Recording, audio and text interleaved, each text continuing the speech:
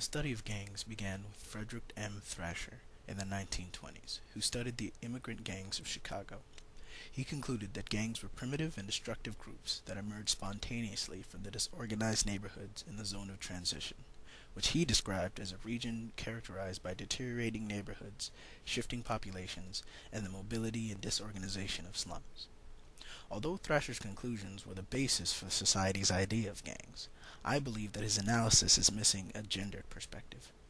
I explore how formation of gangs and the activities that they partake in help to create and maintain a sense of minority masculinity in a society where the position of the minority male has been devalued. My purpose is not to present gangs and gang members as a group of social others and deviants who have gone bad, but to show them as individuals who have responded to their social position by mimicking the practices of organizations that represent power and security through masculinity. I do not wish to provide an excuse for the illegal and often violent behavior of gangs, but I want to present gangs as another expression of masculinity. According to the National Youth Gang Center, more than 24,000 gangs are active in the United States. The majority of the membership is African American and Latino, and the ages of the members range from juvenile to adults. The center also states that gangs are male-dominated associations with an increased proliferation of female gangs. They stake out specific territory, operate as an organization that may be part of a larger group, and display symbols of their organization in dress, tattoos, graffiti, hand signals, and language. There are also many stereotypes and misconceptions about gangs, many of which are propagated by the media. It is a misconception that gangs are comprised exclusively of racial and ethnic minorities. It is in fact the case that whites make up 11% of the gang membership in urban areas and 30% of the membership in smaller urban and rural areas. It is also assumed by the general public that gang membership is lifelong.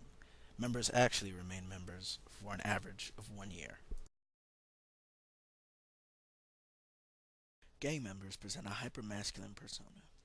This hypermasculinity is a consequence of the dominant ideology of hegemonic masculinity, which is a type of manliness encouraging the presentation of toughness and dominance over women and non-masculine men. One way to assert this dominance is through violence. With the use of violence comes the ability to eliminate any impediment to the acquisition of power, as well as forcefully establish and maintain dominance. Part of the prevailing ideology is that to gain power, one must be masculine and can resort to violence in order to achieve this goal. Gangs see this as a prime way to gain respect and recognition that is not given to them by society.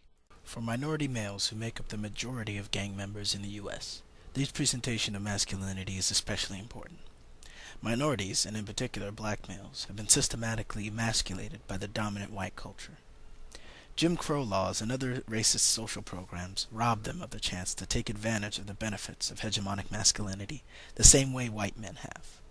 With no other socially acceptable way to make social gains, and in an attempt to gain masculine power, they present a hypermasculinity that leaves little room for any show of emotion except anger, and with no other way to establish dominance except through violence and the threat of violence. This performance is often referred to as the cool pose. If one can't buy respect, one must demand it. A gang structure and the nature of its social interactions are very similar to many mainstream fraternal organizations, encouraging and reinforcing notions of male bonding and masculinity. The concepts of brotherhood and unity are greatly stressed in a gang and in fraternal organizations. Although many of the activities are illegal and violent in gangs, their purpose is to create a sense of solidarity and loyalty to that gang. One such activity is being violated. Violating someone means to use physical violence against them.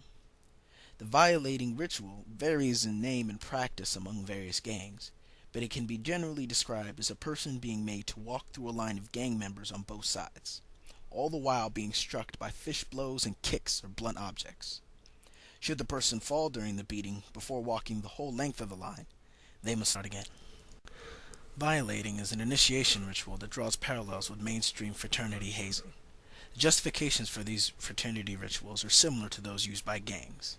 The mainstream fraternities also value solidarity through a common experience and will sometimes make pledges and prospective members of the fraternity engage in degrading and dangerous behavior in the name of pledge class solidarity.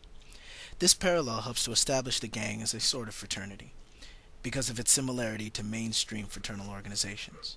I argue that this fraternity is a response to the lack of conventional means to establish a place for young men to develop these bonds with each other. Masculinity plays a big role in gang behavior. The cool pose and violence follow the rules of being a man that prescribed by hegemonic masculinity. Because of the strict adherence to the masculine ideology, I see gangs as another performance of masculinity. I think that to recognize it as such can bring a new dimension to the discussion on how to end gang violence, and bringing new ideas on how to curb gang activity.